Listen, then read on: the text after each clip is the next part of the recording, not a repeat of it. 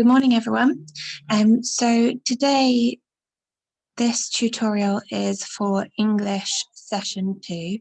So yesterday, you would have seen the tutorial where I explained to you about how we were creating adjectives for the boy in the story of the cat to describe how he was feeling at the beginning, the middle, and the end of the video clip. And we also thought about why he felt that way, what happened in the story to make him feel that way, and how did the feelings change as the story went on. So today we're going to be using those ideas that we had from yesterday, and we're going to be learning to be able to write coherently. So that means to be able to write in a way that makes sense. So what we'll have to do today is to make sure that we do look back over our writing once we finish, just to make sure that it does make sense and that we are writing the story in chronological order. Okay, so when we're writing, we're saying what happens first and then after, and we're going to be using our adverbials to be able to structure our work. So using your work from yesterday, we're going to be writing about how the boy's feelings change throughout the story. Remember to say when and why his feelings change. So just like yesterday when I explained, we're not retelling the story, we're just writing how the feelings change. Today, we're going to be taking those ideas and creating paragraphs. So you can see on my screen here that I'm going to be starting with just the first picture from our plan yesterday, and that's the only one we're going to do today, so just one paragraph. You don't need to do all three. Using your ideas from yesterday, so I've got mine up here. I said he was tired, he was hungry, lonely, and depressed. Why was he tired? Because he'd been there all day. I don't know that for sure. I'm just inferring that by the tired way that he slumped over. I've said that he's feeling depressed. Again, I don't actually know that, but from his sad expression and the look that he gives when he sees that he's only caught one fish, that's why I think he's depressed. So not enough fish was my reason. I think that he's hungry. Why do I think he's hungry? Because he sat there fishing. He's only a boy. He's all by himself fishing. He does look back to his village with a sad expression, which makes me think that maybe there's pressure for him to be able to feed some people in his village, maybe his family or himself. And I can infer that he is lonely. I think that he's lonely because he's all by himself, and he stays by himself until the fox comes along. So we're just doing the first paragraph today, and we're going to use all of these ideas and along with our adverbials to be able to write some sentences, around 3 to 5 sentences, to say what the boy is feeling and why he feels that way. So some of the adverbials that we looked at last week were later, after a while, after he had, after he was, as soon as, eventually, and finally. You can also add some of your own if you want to say in the beginning or after that, next, then you can add your own as well. Okay, so let me just look back at my plan. I've got that he's tired, depressed, hungry, and lonely, and I'm going to have a little look at my adverbials to see which one I want to start with. I'm going to start with one that's not actually on there, so one of my own.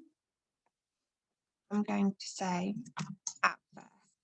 Now, I like at first because if anybody's reading this, they'll be able to tell that it's the first thing that happens, or you could use in the beginning. Okay, so at first, after you've used your adverbial, you need to have a little comma there. Okay, so at first, the boy was feeling tired and so I'm going to do 2 feelings that he had because. And we use because when we are going to give a reason, okay? So because he had been fishing for a while and had only caught one small. So here I've said what he was feeling, tired and depressed, and why he was feeling that. So because he had been fishing for a while and had only caught one small fish. So when I look back at my plan now, I can see that I've got tired and depressed and given my reasons. I've also said that he's hungry and lonely. So you can also, if you want to add your what you think yourself, you absolutely can, because this is your piece, you're inferring, it's your ideas. So feel free to use I think. So I think that the boy is very lonely.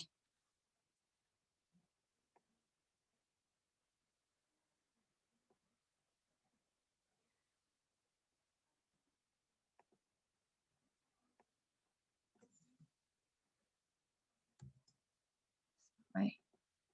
Run out of room there, so I'm just going to move on to the next line. Very lonely because he is all by himself and doesn't see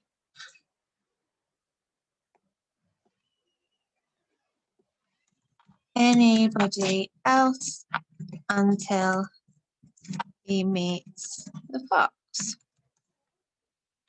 Okay. If you want to give some more ideas or information, sometimes we can use also at the beginning of the sentence. So also, I use my comma again. Also, I think that the boy is hungry and feels pressure to be able to feed people in his village. So when you're spelling today, try and use your phonic sounds as much as you can. If it's a word that you know how to spell, then spell the word as best that you can. If you don't know how to spell the word, please use either your phonics mat or sound out the word. Okay? It doesn't matter if you don't spell all of the words correctly, as long as you've had a good go to try and sound them out phonetically. Also make sure that you look back and that your letters at the beginning of your sentences all are capital letters. If you're writing today, you need to make sure that your capital letters are larger than your lowercase letters and not joined. If you're typing, then you can just use your be able to get a capital letter. Also, I think that the boy is hungry and feels pressured to be able to feed people in his village. Okay, so that's the beginning of, that's my first paragraph. So it's the beginning of the story, me explaining what the boy is feeling and why I think he feels that way. So I'm giving my explanations. I can see so far I've got 1, 2, 3 sentences. So the expectation is 3 to 5 sentences. So this is quite a small paragraph. When you come to do it at home, you might want to be able to add 1 or 2 more ideas. Okay. So just going back to have a check that I haven't missed anything off. I've got a waggle here. So at first the boy is full of disappointment because he didn't have enough food to feed his village. He was a little worried that his people would starve. I think he was also feeling a little useless because he felt there was nothing he could do. So here again, we've got another example of how the boy might have been feeling. In year 2, we do focus on trying to use words with meant at the end and less at the end. So some words that contain suffixes. If you can do this today and you want to have a go at that, then do. If you don't want to, the aim of today is just to be able to write coherently. So just to be able to write sentences that make sense in the order that they happen. Okay, if you do that today, then you are successful. Please try and remember, like I said, non-negotiables, check your spelling, check your punctuation, check that you've got your comma here after you've got adverbials. Okay, so your steps to success. So to write in the correct order, leave a line after a paragraph. You don't need to worry about that today because you've only written one paragraph. But tomorrow, when you come to write your second paragraph, you will need to make sure that you leave a line after your first. Write in extended sentences, so using because and but so to be able to extend your sentences and to give reasons or extra information, and to give your opinion using I think, just like I showed you here. It's good to be able to put your opinion in your work, especially when we're inferring, because we don't actually know, it's just what we think. Okay, so that's all from today's session. Have a look at the tutorial for tomorrow's session tomorrow when you come to do it, and you will see an example there of how to do the second paragraph. Okay.